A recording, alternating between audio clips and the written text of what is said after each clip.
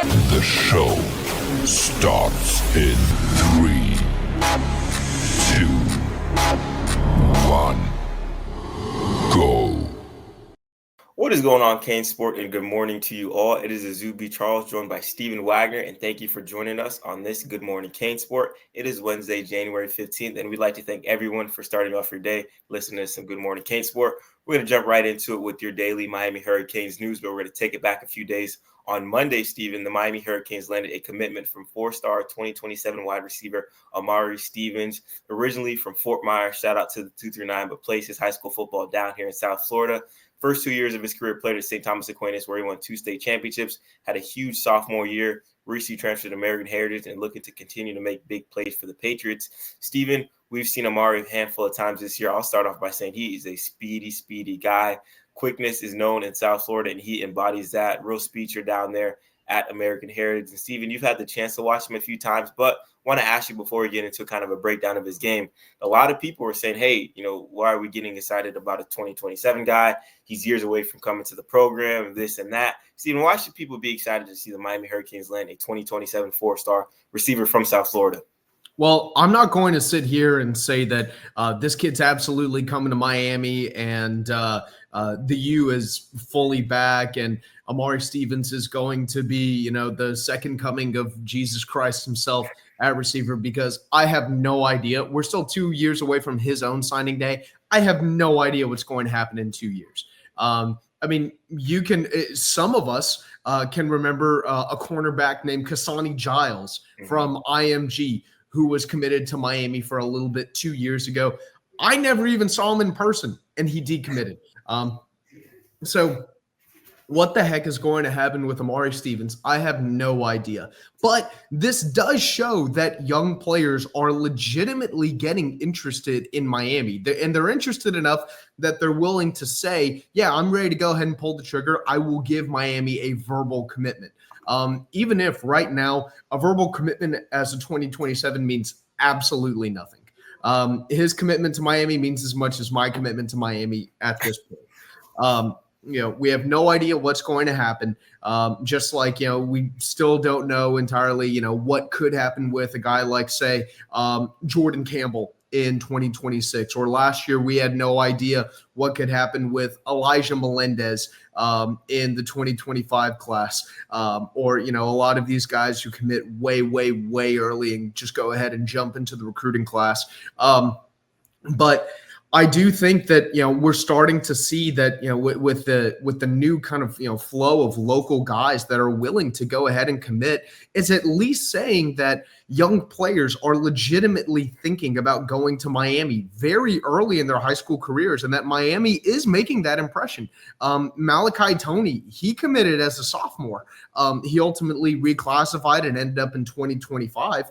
But he committed completely out of nowhere his sophomore year. And he ended up sticking. He ended up going ahead and signing with the Hurricanes. Now you have Amari Stevens, a kid who was previously at St. Thomas, but is now going to be at American Heritage. He wants to go ahead and do this thing early. And, whenever you look at that, along with a ton of the 2026 kids that are really high on Miami early on, to me, it shows that Miami really is having an impact with some of these younger kids, because remember, whenever Mario Cristobal would have gotten here in 2021, these kids would have been in early middle school, late elementary. So to see that there's been that kind of growth, these past 3 or 4 years, I really do think that is worth something, because whenever Miami is at its best, kids grow up thinking about going to Miami. The same as kids grow up, wanting to go to Alabama or Ohio State or Georgia or, one of Oregon or one of these, really big name brand programs. It shows that kids are starting to think about legitimately going to Miami as kids now. And I think that is absolutely worth a lot, regardless of what ends up happening with Amari Stevens. That should be a positive that every Miami fan is taking away from this.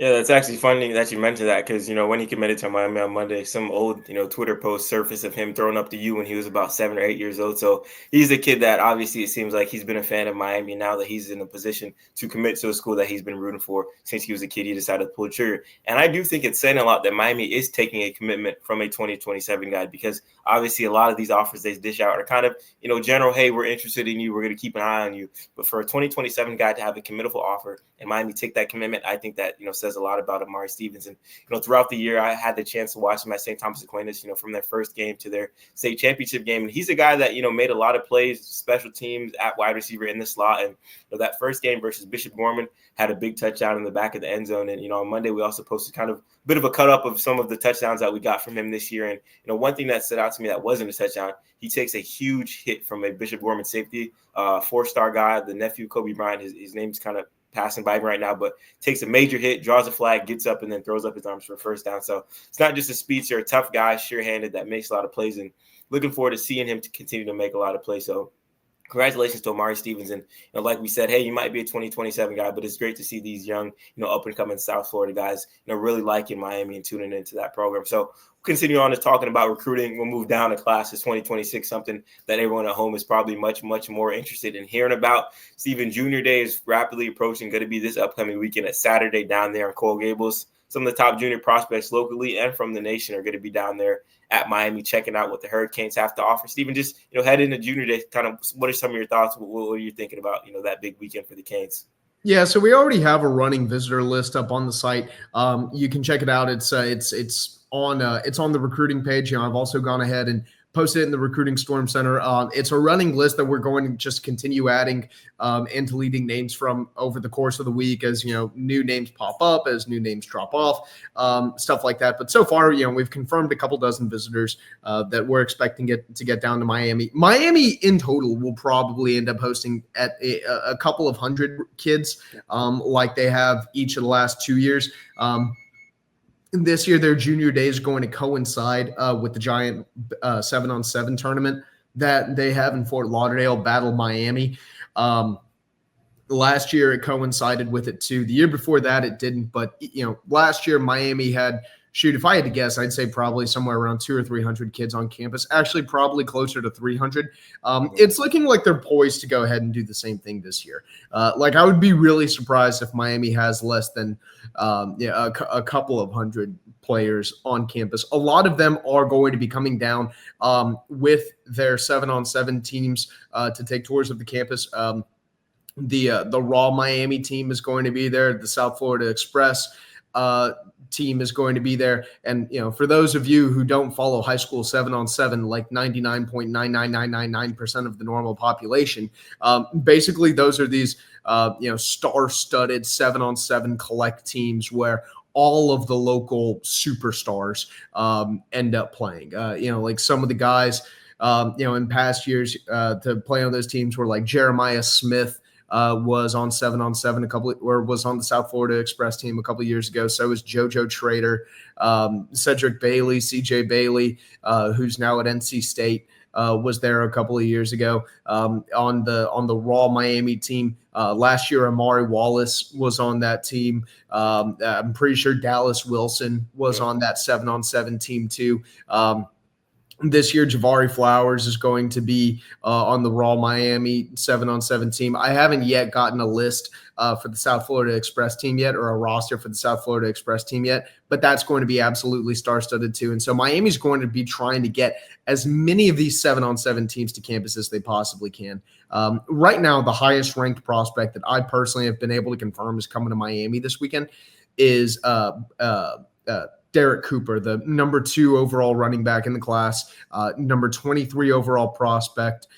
He's listed as a running back. He's actually being recruited as kind of more of an athlete. He can play linebacker. He can play safety. He can play running back. He might play, a bunch of different things at the college level.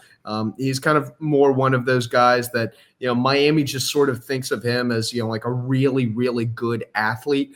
And they've kind of embraced this philosophy of let's just get really good football players on campus. And then once they get here, it's a lot easier to do your job if you just have really good football players, and there will always be a spot on the field for a football player who is just really, really good. But yeah, check out the story on the site. Like I said, it's a running list. We'll be continuing to add to it. New names are going to pop up. Old names are going to drop off. So keep in mind, everything on that list will be edited. It probably will not look, actually, guaranteed will not look the same by the end of the week. But keep an eye on that on the site. Yeah, kind of going back to what Steven said with, some of these top guys, playing for these 7-on-7 teams, kind of like you said, for the majority of people that don't follow 7-on-7, it's, if you're a good skill player, you play on a big 7-on-7 team, whether that's the South Florida Express, Raw, Miami, DEFCON, or some of these national teams, across the country. So Miami's going to have the opportunity to get some of the best wide receivers and the best defensive backs in Coral Gables, and it's very convenient, like Steven said, that they will all be playing at that Battle Miami, and how it coincides with their junior day. So huge opportunity to get some guys usually wouldn't get on campus, so maybe pique their interest a little bit, or just continue to develop a relationship with some guys. And one guy that I want to talk about that plays for the Raw Miami team, committed elsewhere right now, but the Hurricanes are making a huge push for him.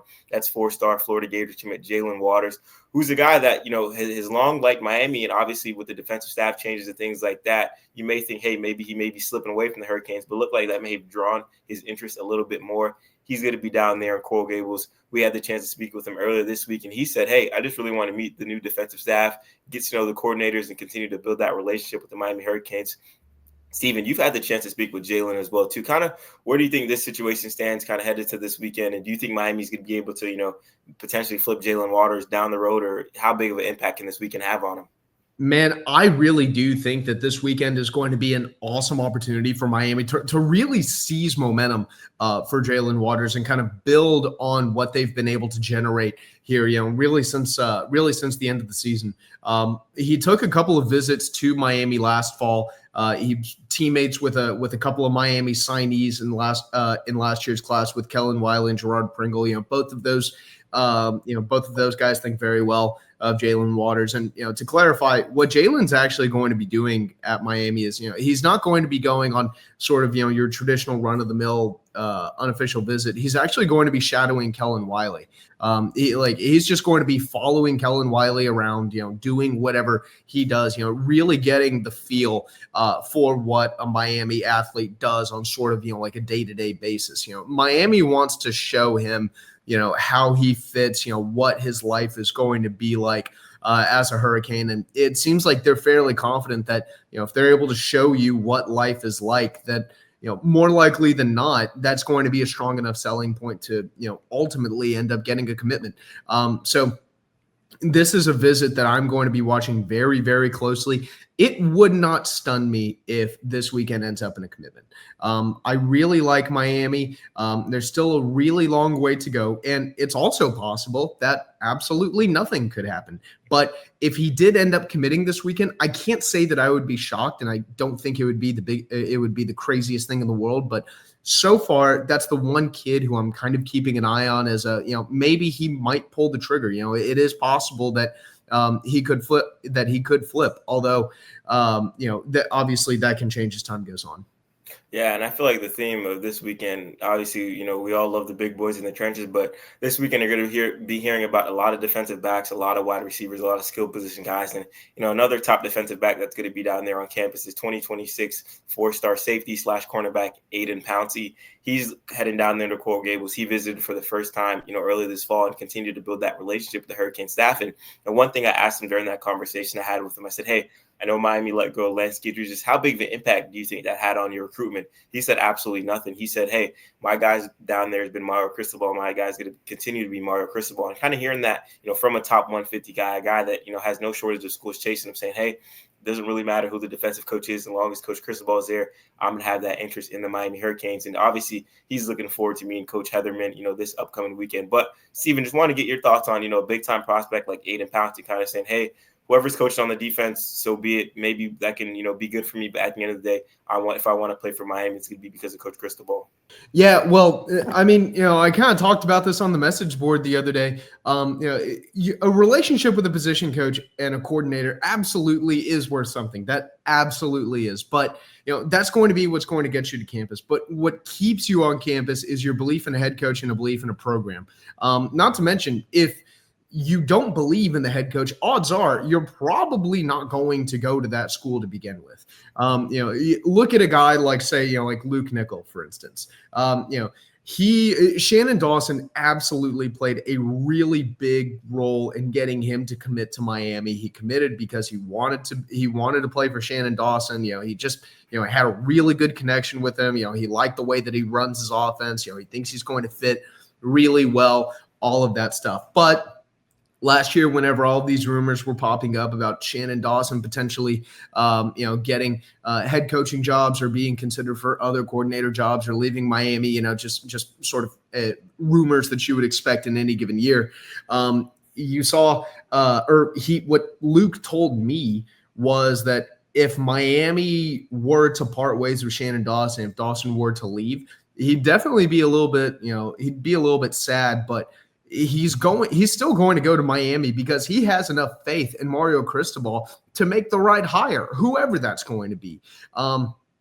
Because at the end of the day, the overwhelming majority of these kids really do understand that football is a business. And just because this coach, recruited you, just because this position coach recruited you, there's no guarantee that you'll even ever get to play for him because he might be gone the next year. He might be fired, or he might get a job upgrade before you ever actually step on campus. But if you have enough belief in the head coach, you more than likely aren't going to end up going anywhere.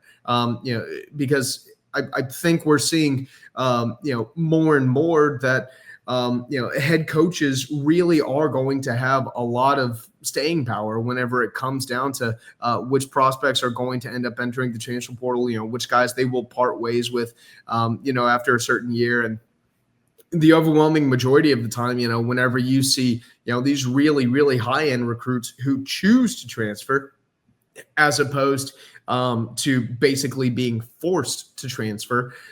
If you have belief in the head coach and you have belief in the program and the system and the culture that's been developed there, you probably aren't going to choose to leave the portal or to enter the portal and leave the program.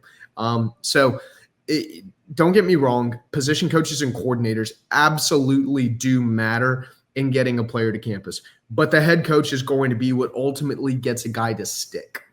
Yeah, I absolutely agree with you. And, you're hearing that, talking to some of these guys and, obviously losing a guy like Lance Guidry who built a lot of relationships, during his time in Miami may be tough. But, at the end of the day, you want a head coach that can connect with these recruits. And, you see that with Pouncey saying that. And, several other defensive prospects that I've spoken to said, hey, Coach Guidry was awesome. It was great meeting him and things like that. But at the end of the day, if I go to Miami, it's going to be for Coach Cristobal. And, I think we're going to continue to, hear that team. And I think this weekend is going to be absolutely massive for some of these top defensive backs and just, defensive players in general to go meet Coach Heatherman and just, obviously make a great first impression. I'm excited to kind of hear what these guys have to say coming out of that visit. And, one more defensive back that I want to touch on before, we finish up talking about the upcoming Junior Day for this Good Morning CaneSport is the guy that's committed to Michigan, Brody Jennings, 4-star cornerback from Mandarin High School. Actually, his older brother, BJ Jennings II, played at Miami between 2016 to 2020, I believe, and his father played at Florida State. So 2 ties to 2 in-state programs that don't like each other very much. But Brody's committed to Michigan, out-of-state Wolverines. And, Miami's continuing to push. Coaching staff made a trip up there to Jacksonville to go checking on him, and he's going to return that favor by making his way down to Coral Gables. Steven, you caught up with Jennings before that trip to Coral Gables. Kind of what did you get from him, kind of picking his brain and those impressions? Yeah, I'll throw one more connection in there. His older sister, Brittany, actually runs track at Miami. She's a freshman hurdler. She was a member of the 2024 signing class. She speaks very, very highly of Miami, and apparently all the athletes that she knows, all of the football players that she knows on campus also know who Brody is and have been telling her to tell him to go ahead and come to Miami. Now, we're also, 12 months out from his signing day. We've got, quite a ways, before we really start, getting. I think we're quite a ways away from getting to the point where we really feel good about where he's going to end up heading, because he's committed to Michigan right now, but I think I would be kind of surprised if he doesn't actually end up staying in state. I think he's too much of a Florida kid. I think he likes the idea of being able to play at a Miami or a Florida State or one of those schools. So I know it's still way, way, way too early, but I definitely think that all three of those schools are going to have a great chance. He had the opportunity to get down to Miami back in the fall. I think he came down for the Florida State game. He was also at Miami's junior day last year, but this year it's starting to sound like he's probably going to get a little bit of a closer look at the program. So we're really excited to see what ends up happening there. Yeah, a lot of talent will be filtering in and out of Coral Gables this upcoming weekend. As we mentioned, Miami's Junior Day, and we'll also have a ton of coverage coming from Battle Miami with, like I said, some of the best skilled players in the 2026 class and beyond down there playing 7-on-7. So for Stephen Wagner, I'm Izubee Charles. Thank you all for watching this episode of Good Morning CaneSport, and make sure to head to the site for any more breaking news this morning. Have a great rest of your day now. Goodbye.